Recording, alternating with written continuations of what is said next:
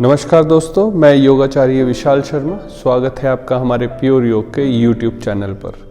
नाड़ी शोधन। आज हम आपसे नाड़ी शोधन प्राणायाम की बात करेंगे। नाड़ी शोधन मतलब प्राणायाम से पहले प्राणायाम की तैयारी, आपकी नाड़ियों की शुद्धि। नाड़ी शोधन आपकी श्वास प्रश्वास में एक लय लेके आती है। आपको कफ की दिक्कत नहीं होती, आपकी नाड़ियों में ऊर्जा का संचालन सुचारू रूप से होता है, आपको फ्रेश फील होता है, आपकी ईड़ा तथा पिंगला में समन्वय बनता है, बैलेंस बनता है।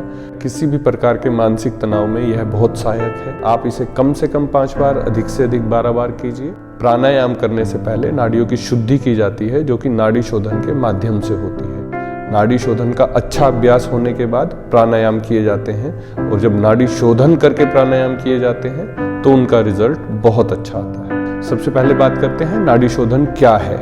नाड़ी शोधन, नाड़ी मतलब आपके शरीर में वो चैनल जिनमें ऊर्जा का प्रवाह होता है। योग के अनुसार ये 72,000 नाड़ियां हैं। 72,000 में से 10 नाड़ियां प्रमुख हैं, और उन 10 में से भी 3 नाड़ियां प्रमुख हैं, जिनका नाम ईड़ा, पिंगला तथा सुषुम्ना। इन 3 नाड़ियों में से 2 नाड़ी, ईड़ा तथा पिंगला, हम इन 2 नाड़ियों के माध्यम से किस तरह की शुद्धि करते हैं, जो हमें प्राणायाम के लिए तैयार करती हैं। कम से कम 15 दिन, अधिक से अधिक 1 माह तक नाड़ी शोधन की क्रिया की जाती है। उसके बाद प्राणायाम शुरू किए जाते हैं। नाड़ी शोधन कैसे किया जाता है, पहले इस बारे में बात करते हैं। कोई भी प्राणायाम करने से पहले एक बात का हमेशा ध्यान रखें कि आप अपनी नाक को अच्छी तरह से साफ कर लें। नाक में बहुत तरह के बैक्टीरिया, कीटाणु होते हैं, आप उनको साफ करके बाहर निकाल लें। इसके बाद प्राणायाम करें। प्राणायाम करने के लिए 2 चीज़ बहुत महत्वपूर्ण है। अक्सर आपको लोग कहते सुनेंगे कि प्राणायाम को खुले में, यानी कि खुली हवा में करना चाहिए। बिल्कुल गलत है। प्राणायाम को जहाँ बहुत तेज हवा हो वहाँ पे बिल्कुल नहीं करना चाहिए।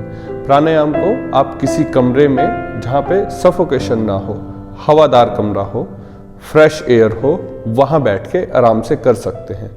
कहीं बाहर जहाँ बहुत हवा का तेज प्रवाह हो, वहाँ हमें प्राणायाम नहीं करने चाहिए। सबसे पहले नाड़ी शोधन कैसे किया जाता है, यह एक विष्णु मुद्रा है जो प्राणायाम करने के लिए सहायक है। हम शुरू करते हैं। किसी भी ध्यानात्मक आसन में बैठ जाइए। आपका शरीर बिल्कुल सीधा हो, रीढ़ की हड्डी सीधी होनी चाहिए। आपके कंधे रिलैक्स मोड में हो, बिल्कुल शांत मन से हो, दिमाग में कोई टेंशन ना हो।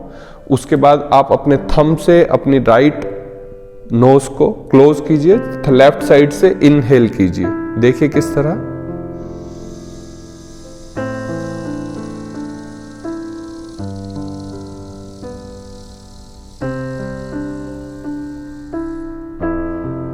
यहीं से एक्सहेल कीजिए।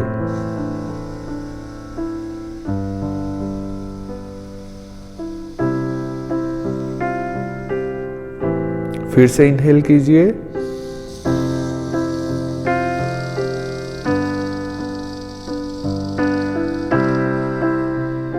यहीं से एक्सहेल कीजिए।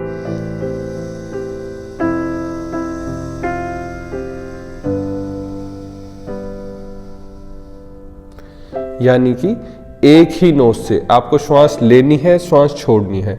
इस क्रम को 5 बार कीजिए। यानी कि लेफ्ट साइड से आपने 5 बार इनहेल किया और लेफ्ट साइड से ही 5 बार एक्सहेल किया। अब 5 बार पूरा होने के बाद इसी क्रम को आप दूसरी साइड से, यानी कि राइट साइड से आप इनहेल कीजिए और एक्सहेल कीजिए। इधर से भी 5 बार कीजिए। दोनों साइड से 5-5 बार करने के बाद आप बिल्कुल दोनों नाक से एक साथ इनहेल कीजिए और एक्सहेल।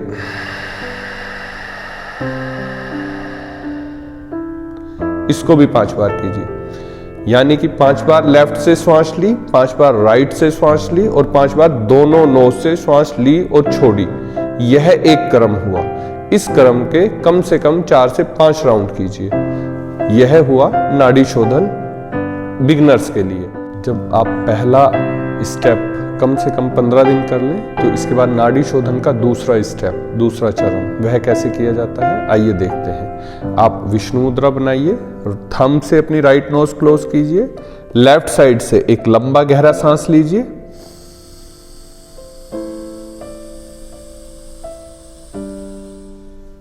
राइट साइड से एक्सहेल कीजिए।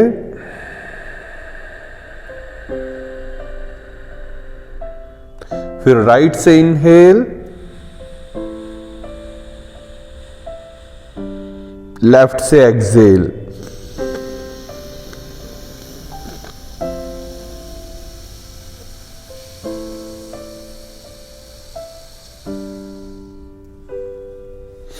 यानी कि आपने लेफ्ट से इनहेल किया, राइट से एक्सहेल किया, फिर राइट से ही इनहेल करके लेफ्ट से एक्सहेल किया।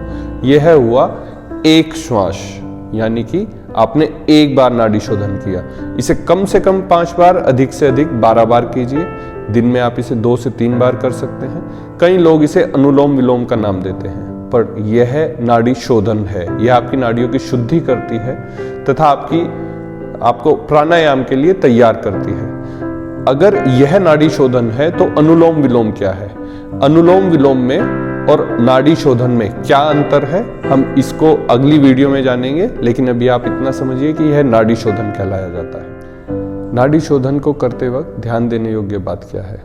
नाड़ी शोधन करते वक्त सबसे महत्वपूर्ण बात है आपका इनहेल और एक्सहेल का रेशो, टाइम का रेशो।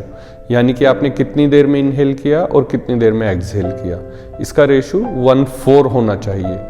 1/4 से मेरा मतलब है, हम एज्यूम करते हैं अगर आप 1 सेकंड में सांस लेते हैं तो सांस छोड़ने की अवधि कम से कम 1 सेकंड हो, या फिर यह 2 सेकंड हो, 3 सेकंड हो। आप इसे 4 सेकंड तक लेके जा सकते हैं। यानी कि जितनी देर आपने सांस लेने में लगाई उससे 4 गुना अधिक देर तक आपको सांस छोड़ने में लगनी चाहिए। अगर इतनी नहीं लगती, आप नए नए अभ्यास कर रहे हैं, तो जितनी देर में आपने इनहेल किया उतनी देर तो कम से कम आपको सांस छोड़ने में, एक्सहेल में लगनी चाहिए। नाड़ी शोधन में कुंभक भी लगाया जाता है, मतलब क्या सांस को रोका भी जाता है? क्या सांस रोक के भी नाड़ी शोधन किया जाता है? बिल्कुल, हम अगली वीडियो में आपको इस बारे में सारी जानकारी देंगे। अगर आपको यह जानकारी महत्वपूर्ण लगी हो तो हमारी वीडियो को लाइक कीजिए, शेयर कीजिए तथा हमारे चैनल को सब्सक्राइब कीजिए। इस तरह की महत्वपूर्ण जानकारी के लिए हमारे चैनल से जुड़े रहिए। प्रणाम।